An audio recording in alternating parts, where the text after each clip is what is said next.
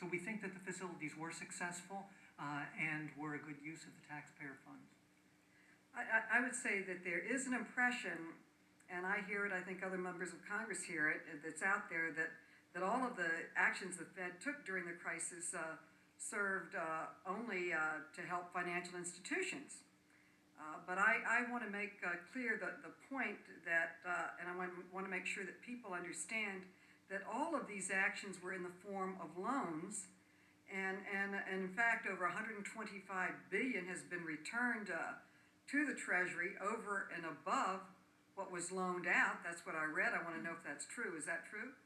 So we have, in the last 2 years, provided about $127 billion in earnings to the Treasury. Yes, that's correct. But can you bring this down to Main Street? Can you give the committee members and the general public some examples of how that lending helped not only stabilize the economy and keep our financial institutions in place, but literally helped Main Street and working men and women? So I'd like to return to the TALF program, which was one specifically designed to make sure that loans were made in the United States to help students obtain education loans for college, to help small businesses have SBA loans, credit card loans, to provide auto lending, to provide equipment leasing, and a variety of other kinds of loans that were not being made during the financial crisis because of liquidity shortages. That program was extraordinarily successful. Is it still operating? It is. It has closed, but there are still about $14 billion in loans outstanding. There were $70 billion of credits extended through the program through its life. Much of it has been repaid. I'd like to ask about a number of programs that the Fed engages in, including holding gold for countries, account services, liquidity programs. In your experience, are these common activities for central banks? Yes, Congresswoman, they are common for central banks. It is common for central banks around the world to hold reserves. And as you know, the dollar is the principal reserve currency. At the Federal Reserve in New York, we hold over $3 trillion on behalf of foreign central banks and countries. It is very important to hold those sizable reserves because those sizable reserves are principally invested in Treasury securities, which helps to finance the debt of the United States. So holding dollar reserves is a very important function of the Federal Reserve, and we do that at the New York Fed. And it is similar to functions that other foreign central banks perform around the world. My time has expired. Thank you, Mr. Chairman. Thank you. And I yield 5 minutes to Mr. Green from Texas. Thank you, Mr. Chairman. Thank the witnesses for appearing as well. And I'm interested in the central banks of other countries as compared to our country, and this disclosure that they engage in compared to our country. And I know that the systems are not going to be the same, but with reference to disclosure, can you give some indication so that we can have some sort of comparison? So the practices of disclosure vary quite a bit across the world, but I believe the Federal Reserve is one of the, if not the most transparent central banks. Many central banks in developed countries do not, for example, announce their policy decision or the votes that are taken. The Federal Reserve does both of those. They do not announce or provide minutes for their meetings. The Federal Reserve does provide minutes 3 weeks after each meeting. Many foreign central banks do not publish at all the transcripts of their meetings, and the Federal Reserve publishes the transcript 5 years after each meeting. On the discount window lending, that is a common feature, a common power that that foreign central banks have, but they are much less transparent in that area as well. Indeed, you may recall that at the start of the crisis, it was a leak about a discount window loan made by the Bank of England to Northern Rock that resulted in a run on Northern Rock there. So the foreign countries tend to be more circumspect about the information they disclose about their discount window lending operations. Yes, sir. With respect to the incident that Mr. Alvarez described, the British Parliament has written a report which is titled The Run on the Rock, and it has a section that describes how that run began, and that was triggered by public reports about a borrowing by Northern Rock at the Bank of England. And with the permission of the chair, we could submit that report for the benefit of the subcommittee. Thank you. One additional question, Mr. Chairman, if I may. I know that you've probably gone through this, but explain to those who are viewing why it's important to have disclosure and why you try to achieve this balance that you have with reference to disclosure. For example, why not just have a CPA come in or someone come in and just audit everything all the time, every day? What is the downside to it?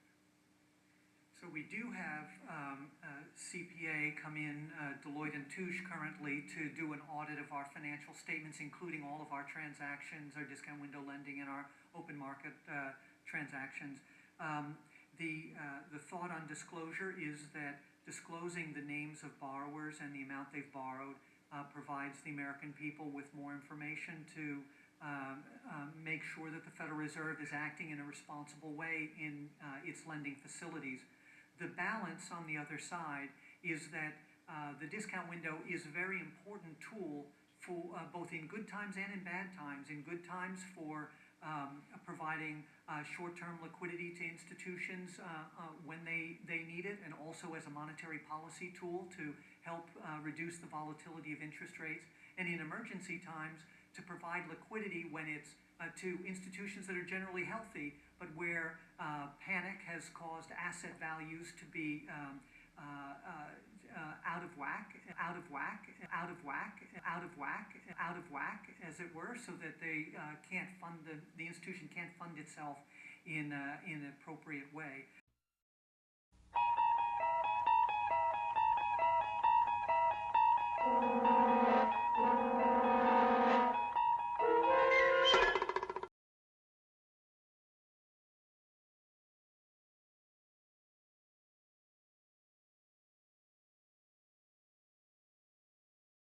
So the discount window is a very important tool.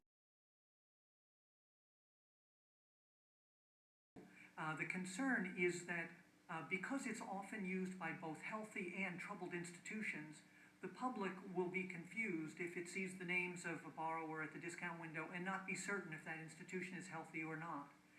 And if a healthy institution is wrongly thought to be troubled because it's accessed the discount window, then that could cause problems for that institution. That causes institutions to back away from using the discount window, and that makes it a much less effective tool both in good times and in bad times for addressing liquidity crises. So it's important to have a balance in the disclosure. That's why we think the lag time, the 2-year period between the actual loan and the announcement of the borrower is important. That leaves the institution some period of time to explain itself, to demonstrate its health, and to not be tied to troubled transaction at a difficult time. I think my time is up. Thank you, Mr. Chairman. Thank you. I would like to direct this question to Mr. Baxter, and I want to follow up on Mr. Jones's question about, how some of these decisions are made and how sometimes the big guys seem to benefit and the little people lose their mortgages and lose their homes and they lose their jobs, and quite frankly, it's very difficult times in this country because it seems like people are too little to save. People are too big to to forget about them, too big to let them fail. But I want to direct the question about the foreign loans, and it seems to me from the figures I look at that nearly 1/3 of all the loans during this period of time went to foreign banks. At one time, at the peak of this, 88% of these overall discount window loans went to foreign banks. And then, but at the New York Fed, I think practically, essentially 100% of the loans were going to foreign banks. And the answer I get is that, you know, they're foreign banks, but they have subsidiaries, and they qualify under the rules. I wouldn't say the law, but under the rules that they can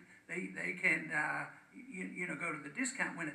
But it just seems to be way out of proportion when you think of that tremendous amount of loaning that went to these foreign banks. And this is not easy for the average American citizen to understand. Could you enlighten us on why it seems to be disproportionate? I'm sure they don't represent that percentage of the financial problems that existed. They weren't, you know, a third of the problems didn't deal with foreign banks, surely. But what is the explanation for that? Yes, Chairman Paul, thank you for that question. First, the starting point is federal statutory law. In Section 13, Paragraph 14 of the Federal Reserve Act says to the Federal Reserve that with respect to discount window borrowing, we are to treat the branch or the agency of a foreign bank just like we treat our own U.S. chartered depository institutions. So there's this principle of national treatment that we start with, and it's a principle that is embedded in the Federal Reserve Act itself. And so we must treat the branch and agency of a foreign bank in the same manner we treat our own. So that's the starting point. Second is New York is the money center of the United States. And with respect to foreign banks that intend to come to our country and invest in our people and form branches and agencies in the United States, many of those foreign banking organizations look to form those organizations in the money center, which is in New York. So the short answer to your question, Chairman Paul, is the law requires us to lend to branches and agencies, and with respect to New York in particular, that tends to be the place where foreign banking organizations enter our country. Okay, proportionately, it still seems to be out of whack. But wouldn't this system invite foreign banks, you know, they're making most of their money overseas, well, just open up a subsidiary in New York, and therefore they get the line of credit and the protection of the bank, and it's sort of almost like free insurance for them. And do you think this is a good idea, that a foreign bank, all they have to do is open up and get these bailouts? I mean, it just doesn't seem fair at all. Well, these were loans, Chairman Paul. They weren't gifts in any way, and the foreign banks have to repay just like everyone else, principal and interest. Second, if a foreign bank, and some do, decide that they would prefer not to form a branch or an agency, but to start a subsidiary bank in the United States, that is their option, and some foreign banks do just that. And of course, the subsidiary bank, which would have a U.S. charter, that has access to the discount window as well. So I'd add one more thing. There is a limit on the amount that they can borrow. They're limited by the amount of collateral that they have, that they can post at the discount window. So that's dollar collateral in the United States. That doesn't allow the foreign central bank, the foreign bank to borrow to the full extent of its assets worldwide. It borrows in order to support its dollar activities. And those dollar activities are largely, though not exclusively, you have a point there, but largely in the United States. Could the argument be made that maybe the banks in Greece should have had a lot more subsidiaries in New York, and maybe then Greece wouldn't be in so much trouble? The Fed would have bailed them out too. No, they're still, their assets are in Greece, and they're Greek assets, and they would go to the Greek central bank to borrow there, not to the United States. Okay, Mr. Green, do you care for another?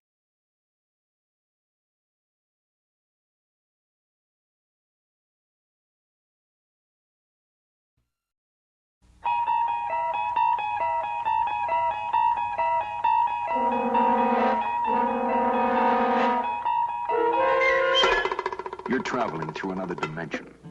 A dimension not only of sight and sound, but of mind. A journey into a wondrous land whose boundaries